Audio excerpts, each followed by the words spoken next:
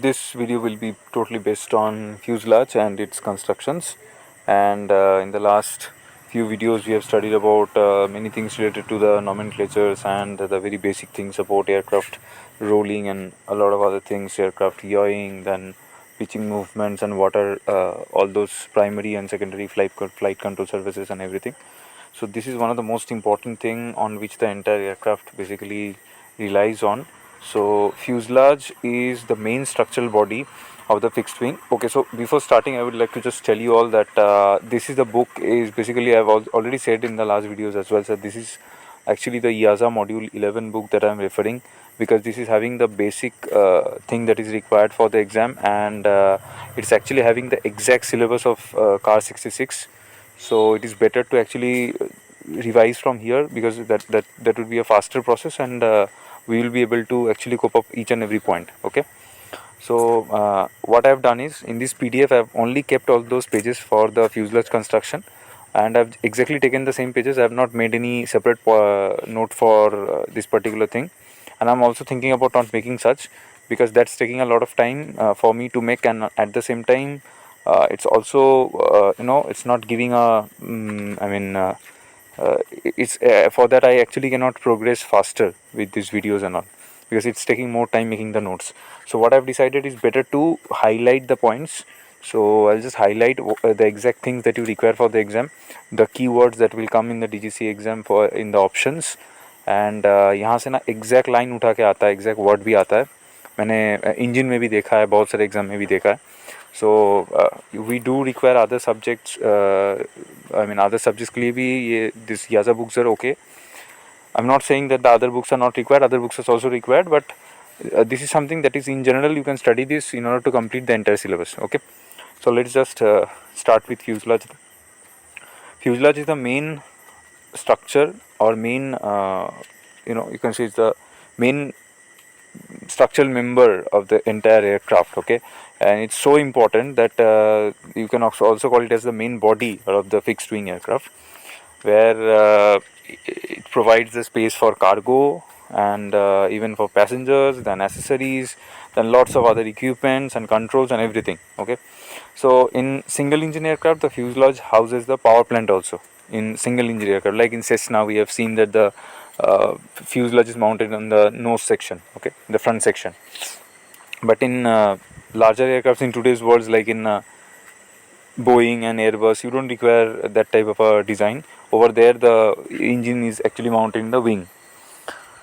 So there are mainly two types of fuselage. Okay, first one is truss, and the second one is a monocoque type.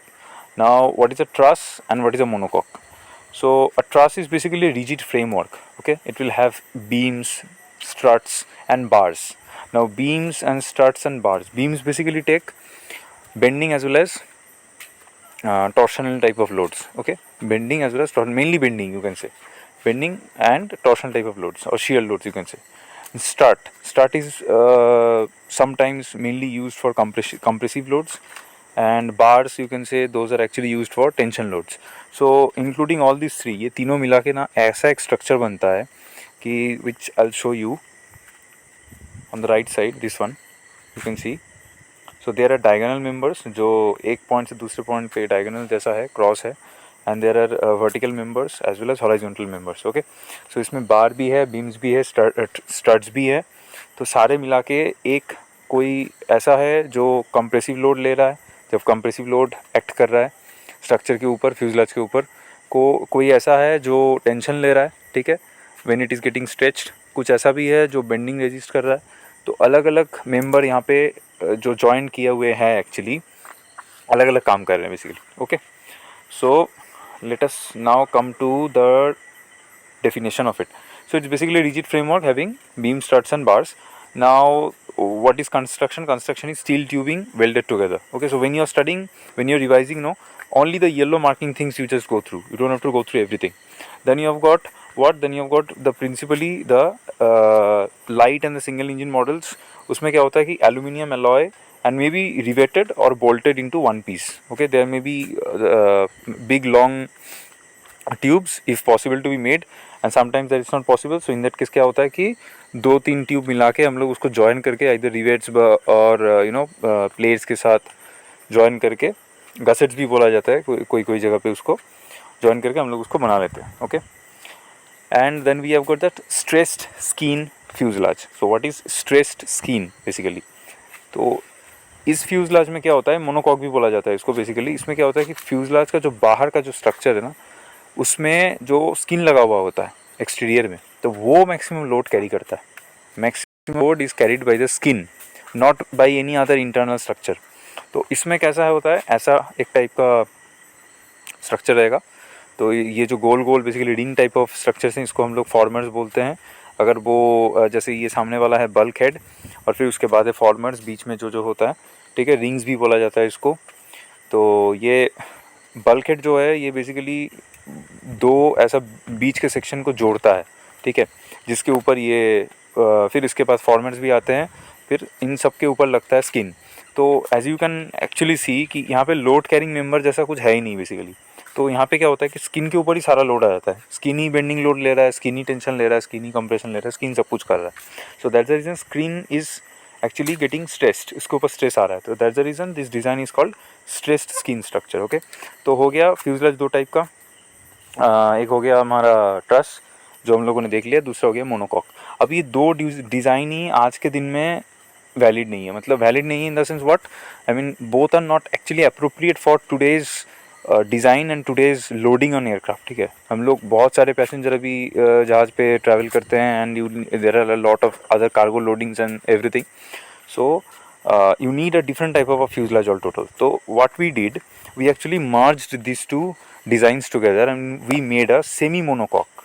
Okay, you can see over here they have given that monocoques are of two types. One is a pure monocoque जो ये वाला हो गया, फिर semi monocoque कैसा हो गया वो मैं दिखा रहा हूँ अभी.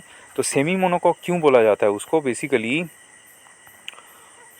Okay, before that let us just go through a bit more about the true monocoque. True monocoque में क्या है कि construction uses formers, frames and bulkheads to give shape to the fuselage. Okay, and सबसे heaviest होता है bulkhead उसमें, जो partition type of walls के बीच में आ जाता है और उसके अंदर से हम लोग पास भी कर सकते हैं. ठीक है, we can actually pass through them, there is an access. Otherwise passenger कैसे मूव करेंगे और हम लोग कैसे मूव करेंगे, राइट? सो वो भी कर सकते हैं हम लोग. So it is use to attach unit such as wings जहाँ पे है, या फिर पावर प्लांट जहाँ है, स्टेबलाइजर्स जहाँ है. तो बेसिकली जहाँ पे कोई भारी चीज़ लगता है, माउंट होता है, अटैच होता है, उस जगह पे वो उस पर्टिकुलर बल्क हेड के साथ यूज़ होता है. ठीक है, बल्क हेड वहाँ पे यूज़ किया जाता है और बल्क हेड के साथ अटैच किया जाता है. कोई भी भारी चीज़ अटैचमेंट नॉर्मली फॉर्मर पे नहीं किया जाता है, क्योंकि former is a secondary load carrying member और bulkhead is a primary load carrying member. ठीक है, तो the skin must carry the primary stresses, okay, as I've already said. Then what we can see is maintaining enough strength while keeping the weight within allowable limits. तो क्या करते हैं हम लोग यहाँ पे बेसिकली, हम लोग यहाँ पे जो डिज़ाइन बनाए हुए हैं, ठीक है, over here you can see, इसमें तो कोई लोड कैरिंग मेंबर इतना है ही नहीं. तो what we have to do is we have to increase a lot of strength of this particular metal or the material which is being used as a skin. तो इसका अगर हम लोग strength बढ़ाएंगे तो डेफिनेटली इसका वेट भी बढ़ेगा, है ना. तो इसका थिकनेस बढ़ जाएगा तो वेट बढ़ जाएगा. Different type of alloy use करना पड़ेगा तो ये और भारी हो जाएगा. But we can't do that for an aircraft. We can not compromise with its weight. Weight सबसे हल्का होना चाहिए. Along with that there should be enough strength also.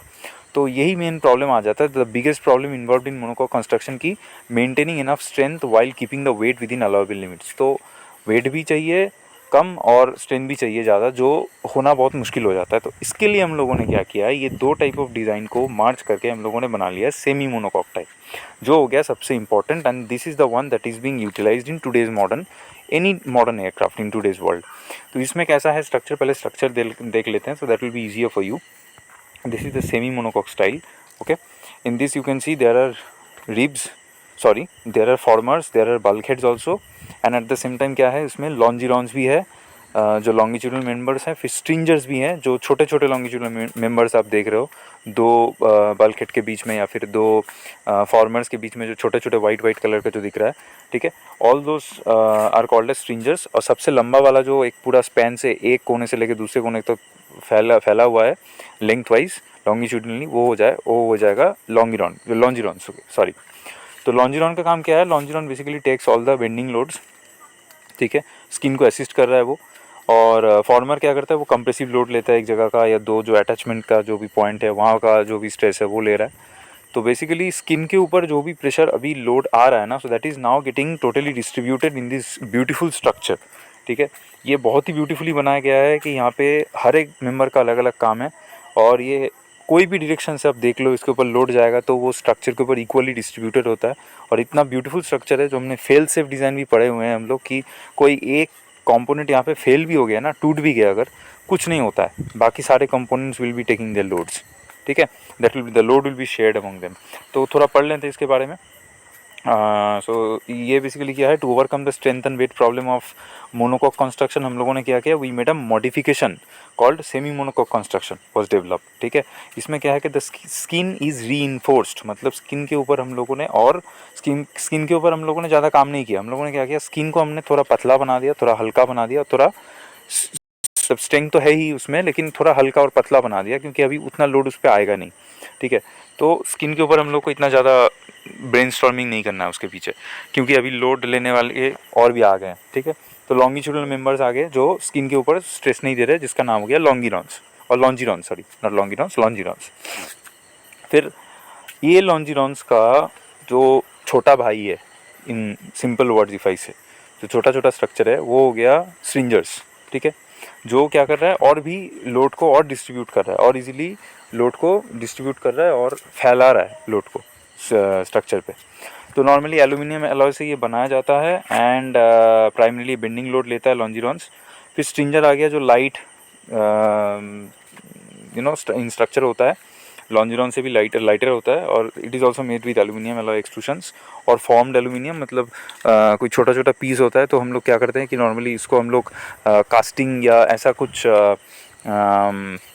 Rolling type of operation से हम लोग इसको बना लेते हैं, because we don't require huge strength for them, because सारे लोग जब आपस में एक दूसरे का लोड शेयर कर रहे हैं, so we don't require one particular piece to be very strong.